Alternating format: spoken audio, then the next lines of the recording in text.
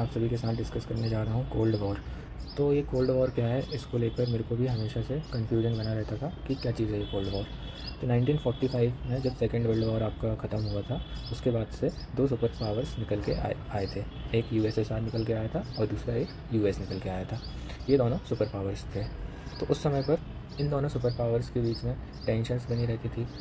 इनके बीच में हमेशा से कंपटीशन बना रहता था कि किसके पास ज़्यादा डिफेंस इक्विपमेंट्स हैं, किसके साथ ज़्यादा कंट्रीज़ शेयर कर रही हैं, मतलब अलाइज़ बना रही हैं। तो बेसिकली कोल्ड वॉर एरा में जो जो दुनिया थी वो दो हिस्से में बट गई थी, एक यूएसएसआर की तरफ और एक यूएसए की तरफ। अब उस समय कुछ कंट्रीज़ जो छोटी मोटी थी वो ये चाहती थी कि हमें प्रोटेक्शन मिले, तो इसलिए या तो उन्होंने यूएसएसआर को ज्वाइन कर लिया या तो उन्होंने यूएसए की तरफ ज्वाइन कर लिया। यूएसए का कहना ये रहता था कि अगर आप यूएसए की तरफ नहीं हैं तो इसका मतलब आप यूएसए के अगेंस्ट हैं, और यूएसएसआर का कहना ये रहता था कि अगर आप यूएसए की तरफ नहीं हैं तो हम ये समझ लेंगे कि आप हमारी तरफ हैं।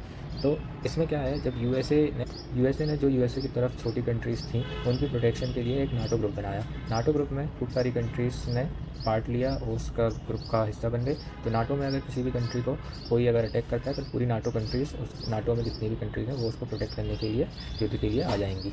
इसी तरीके से एक ग्रुप यूएसएसआर ने भी बना दिया, वारसॉ में जितनी भी कंट्रीज़ थी उस पर अगर कोई भी कंट्री पे कोई भी अटैक करता है बाहर से तो सारी वारसॉ की कंट्रीज़ एक साथ आ जाएंगी उस कंट्री को बचाने के लिए।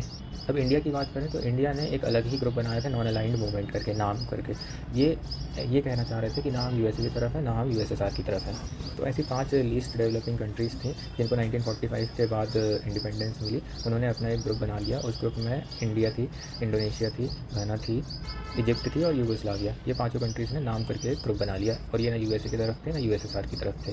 ये अपना इकोनॉमिक इंडिपेंडेंस चाहते थे, इसलिए इन्होंने ऐसा किया। बट 1990 में क्या हुआ कि यूएसएसआर का डिसइंटीग्रेशन हो गया। तो 1991 के बाद से ये जो कोल्ड वॉर एरा था ये समाप्त हो गया, और उसके बाद से ही नाम का जो अस्तित्व है उसकी कुछ खास ज़रूरत महसूस नहीं हो रही है। हालांकि ये हुआ था कि 1971 में जब इंडिया ने बांग्लादेश को लिबरेशन का वॉर हो रहा था, तब उस समय पे इंडिया पाकिस्तान का वॉर चल रहा था। तो इंडिया जीत रहा था। उस समय पाकिस्तान नाटो का मेंबर था। नाटो पे इंडिया ने अटैक किया, इस कारण पाकिस्तान को बचाने के लिए यूएसए बीच युद्ध में आ पड़ा। तो यूएसए को टैकल करने के लिए उस समय इंडिया को भी एक बड़ी सुपर पावर की ज़रूरत थी। तो उस समय 1971 में इंडिया ने एक फ्रेंडशिप ट्रीटी साइन करी यूएसएसआर के साथ। तो यूएसएसआर भी इंडिया की तरफ से आ गया और वहाँ पे यूएस आ गया पाकिस्तान की तरफ से। तो इस तरीके से इंडिया की जीत हुई 1971 के वार में।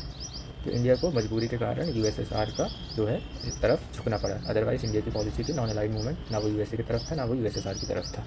Thank you.